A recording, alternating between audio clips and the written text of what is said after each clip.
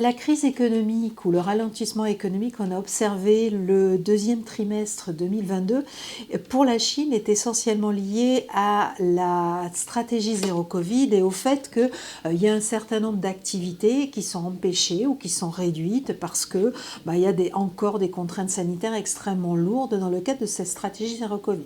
Ça devrait continuer encore quelques mois puisque le président Xi Jinping, lors du 20e congrès du Parti communiste, a réaffirmé l'importance et le succès de cette stratégie zéro Covid, donc on ne voit pas très bien pourquoi ça s'assouplirait dans les semaines qui viennent.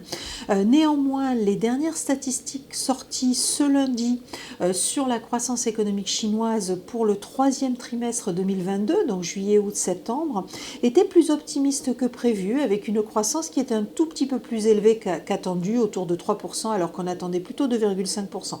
Donc est-ce que c'est une bonne nouvelle ou pas? Est-ce que ça veut dire que la crise est derrière eux et que les Chinois sont en train de s'acclimater de cette stratégie zéro Covid? Alors pas vraiment pour plusieurs raisons. La première raison, c'est que les chiffres ont été fournis avec une semaine de retard, pas avant le 20e congrès du Parti communiste comme c'était prévu. Donc on peut se demander pourquoi. Est-ce qu'il était nécessaire d'un petit peu plus de temps pour trouver des réservoirs entre guillemets de croissance économique ou pas? Ou peut-être les chiffres la situation économique est moins pire qu'on ne l'imaginait. Donc ça, c'est le premier élément.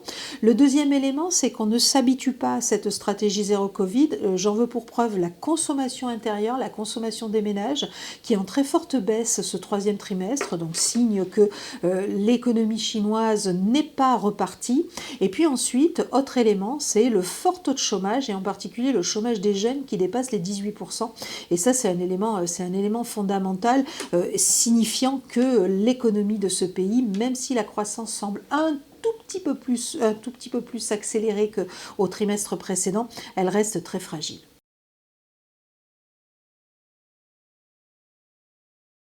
On a longtemps expliqué que la croissance économique était en Chine une sorte de pacte social qu'avaient passé les autorités avec la population, c'est-à-dire vous avez de la croissance, vous vivez mieux aujourd'hui qu'hier et vous vivez mieux que vos parents ou que vos grands-parents, donc ne cherchez pas à changer de régime puisque on vous assure cette croissance économique alors qu'une démocratisation ou un autre régime ne vous le garantirait pas.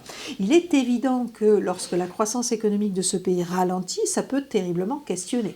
Est-ce que ça annonce la fin du régime? Est-ce que le pacte social est brisé? Est-ce que la population va demander des comptes aux autorités chinoises? Alors, c'est très difficile de le dire tant on a peu d'informations sur ce qui se passe en Chine. Simplement, on peut imaginer que c'est pas complètement, le lien de cause à effet n'est pas complètement avéré pour plusieurs raisons. D'abord, on a un président Xi Jinping qui n'a jamais été aussi puissant, qui n'a jamais aussi bien tenu son pays. On lui met, en tout cas, une partie de la population chinoise met à son actif le fait qu'il a dompté les ultra-milliardaires issus de l'essor économique chinois. Dans un pays communiste, ça faisait un peu bizarre d'avoir ces personnes qui vivaient de manière ostentatoire et qui avaient beaucoup d'argent. Donc ça, c'est quelque chose qu'on peut mettre au crédit de Xi Jinping. Néanmoins, on voit une population et surtout des jeunes générations dont l'avenir est beaucoup plus incertain que par le passé, dont leur avenir, rien ne garantit que leur avenir sera meilleur et que leur mode de vie sera meilleur que celui de leurs parents et de leurs grands-parents. Et ça peut poser problème. Alors ça ne peut pas poser problème demain ou après-demain, mais à moyen terme ou à long terme, c'est un sujet que les autorités chinoises prennent terriblement au sérieux parce qu'ils ont bien conscience que c'est l'une des fragilités. On parlait tout à l'heure du chômage des jeunes qui dépasse les 18%. Ce chômage des jeunes qui dépasse les 18%, c'est aussi des familles entières qui ont beaucoup investi dans cette jeunesse, dans leurs enfants, et qui aujourd'hui ont investi à perte parce que leurs enfants ne trouvent pas du travail. Donc ça, c'est un vrai problème et ça peut être une vraie difficulté. L'autre difficulté liée à ce ralentissement, c'est la difficulté depuis 20 ans des autorités chinoises à stimuler la demande intérieure. Et donc, on a une économie qui est encore largement dépendante de ces exportations, dans un contexte d'économie de bloc, d'économie des amis, comme l'expliquait Janet Yellen, la secrétaire du Trésor américain, il y a quelques mois. Il est évident que le ralentissement économique mondial, confronté à cette forte dépendance de la Chine à ses exportations, est une mauvaise nouvelle.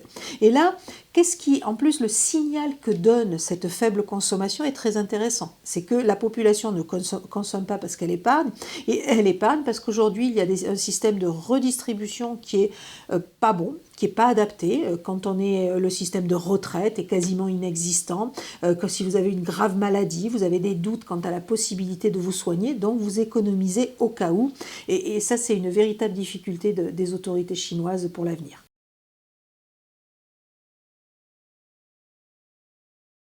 Alors, la Chine c'est une banalité que de le dire aujourd'hui, est la deuxième puissance économique mondiale.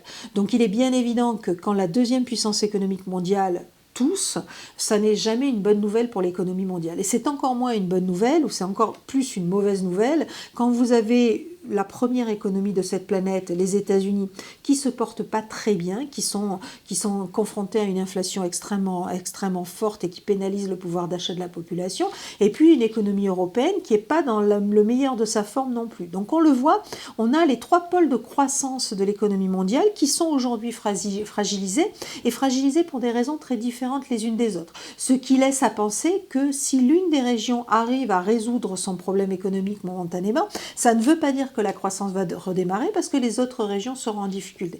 Donc ça, c'est le premier élément. L'autre élément de l'effet de contagion de cette fragilité de l'économie chinoise à l'économie mondiale vient aussi de ce qu'est la Chine aujourd'hui dans cette économie mondiale. Outre le fait qu'elle a longtemps été et qu'elle continue à être pour partie l'atelier du monde, c'est-à-dire un pays qui finalement abrite un certain nombre d'usines et donc qui importe des composants, qui importe un certain nombre de matières premières, permettant aux pays fabricants de ces composants ou assurant l'extraction de ces matières premières de vivre via leur commerce avec la Chine. Elle est aussi le pays qui fournit l'essentiel des biens de consommation courante à l'ensemble de la planète. Donc il est bien évident que là aussi ça questionne.